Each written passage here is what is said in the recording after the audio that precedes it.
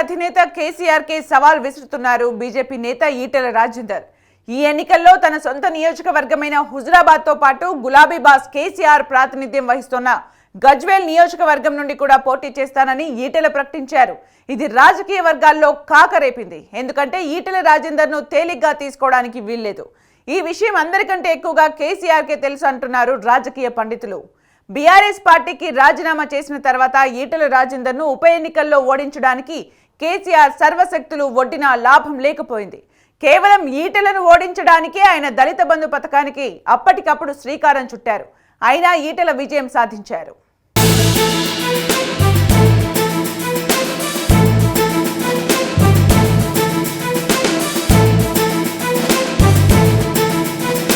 తెలంగాణ ఎన్నికల పట్ల మాజీ మంత్రి ఈటెల రాజేందర్ పట్టుదలగా ఉన్నారు. ఈటెల ఆలోచనను కేసీఆర్ ముందే పసిగట్టారా అన్న అనుమానాలు వ్యక్తమవుతున్నాయంటున్నారు రాజకీయ పండితులు.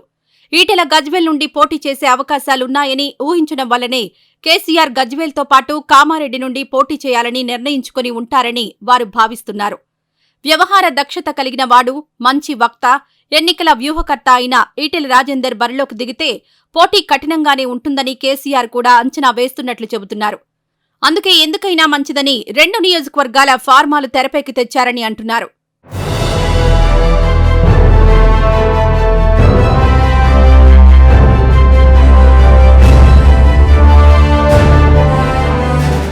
అయితే కామారెడ్డి సిట్టింగ్ ఎమ్మెల్యే గంప గోవర్ధన్ విజ్ఞప్తి మేరకే కేసీఆర్ కామారెడ్డి నుండి పోటీ చేయాలని నిర్ణయించారని కొద్ది రోజుల క్రితమే మంత్రి హరీష్ రావు క్లారిటీ కూడా ఇచ్చారు.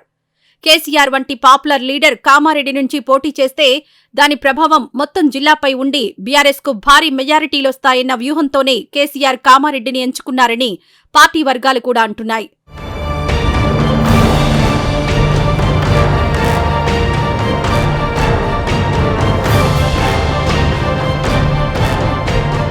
నిజానికి ఈటెల రాజేందర్ ఒకప్పుడు కేసీఆర్ కు చాలా సన్నిహితుడు.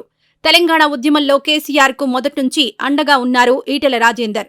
తెలంగాణ రాష్ట్రం అవతరించాక పార్టీ ప్రభుత్వాన్ని ఏర్పాటు చేయడంలోనూ తన వంతు పాత్ర పోషించారు.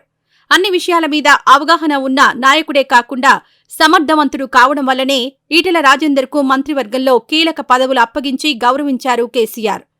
అయితే రెండోసారి అధికారంలోకొచ్చిన తర్వాత ఎక్కడో తేడా కొట్టింది.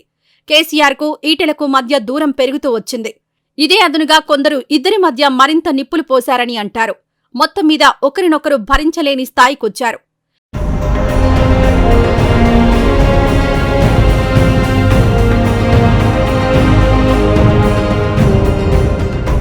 ఈటెల వ్యవహార శైలి బొత్తిగా నచ్చకపోవడంతో పొమ్మనకుండా పొగబెట్టారు కేసీఆర్. ఈటెలకు చెందిన పౌల్ట్రీ ఫారాల కోసం ప్రభుత్వ భూమిని కబ్జా చేశారంటూ ఆరోపణలొచ్చాయి. ఆగ మేఘాల మీద వాటిపై దర్యాప్తుకు ఆదేశించారు. ఆ వెంటనే ఈటెలను మంత్రివర్గం నుంచి తప్పించారు. ఏం జరుగుతుందో అర్థం కావడంతోనే ఈటెల రాజేందర్ పార్టీకి రాజీనామా చేసి కేసీఆర్ నిరంకుశ పోకడలు పోతుంటారని నిప్పులు చెరిగారు.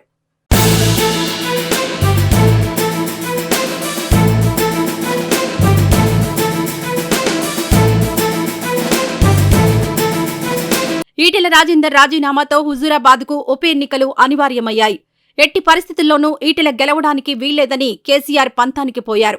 బీఆర్ఎస్ నుండి బయటకొచ్చిన ఈటెలను బీజేపీ చేరదీసి ఆయన భుజం ఖాళీగా ఉందని కాషాయం కండువా కప్పేసింది. బీజేపీ అభ్యర్థిగా ఉప ఎన్నికల బరిలో నిలబడ్డారు ఈటెల. ఈటెలను ఓడించడానికి మొత్తం ప్రభుత్వాన్నంతా హుజూరాబాద్లో మోహరించినంత పనిచేశారని విమర్శలొచ్చాయి.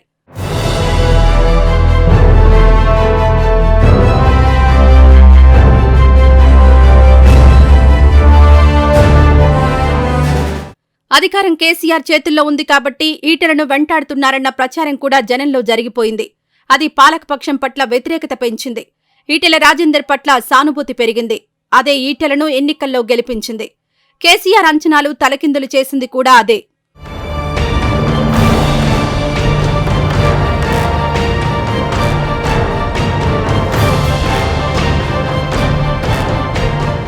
ఆ మధ్య తెలంగాణ అసెంబ్లీ సమావేశాల సందర్భంగా Etela Rajender BRS working president కేటీఆర్తో సన్నిహితంగా ఉన్న ఫోటో బాగా వైరల్ అయింది.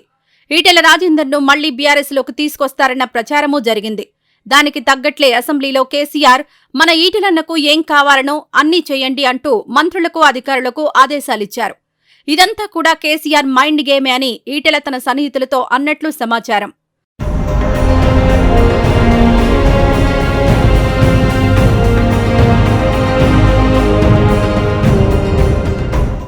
అదే సమయంలో ఆయన బీజేపీలో కూడా అసంతృప్తితో ఉన్నారన్న వార్తలొచ్చాయి. బీజేపీలో పాత నేతలకు కొత్త నేతలకు మధ్య ఉన్న తేడాలు కొత్త నేతలను ఉక్కిరిబిక్కిరి చేస్తున్నాయని ప్రచారం జరిగింది. బండి సంజయ్కి ఈటెల రాజేందర్కి మధ్య ఆధిపత్య పోరు నడుస్తోందన్న వార్తలు కూడా వచ్చాయి.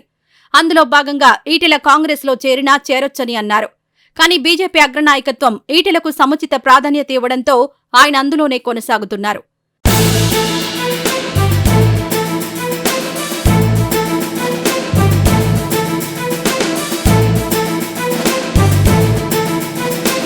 ఈటెల రాజేందర్ హుజూరాబాద్తో పాటు గజ్వేల్ నియోజకవర్గం నుండి పోటీ చేయాలని భావిస్తుండగా ఆయన సతీమణి జమున మేడ్చల్ నియోజకవర్గం నుండి పోటీ చేస్తారని అంటున్నారు.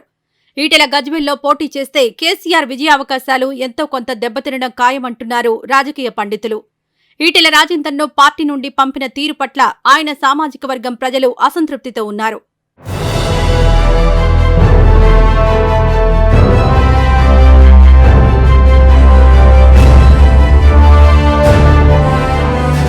తాజాగా ఈ ఎన్నికల్లో కేసీఆర్ 115 మంది అభ్యర్థులతో తొలి జాబితా విడుదల చేస్తే అందులో ఒక్కరంటే ఒక్క ముదిరాజు కూడా లేరు.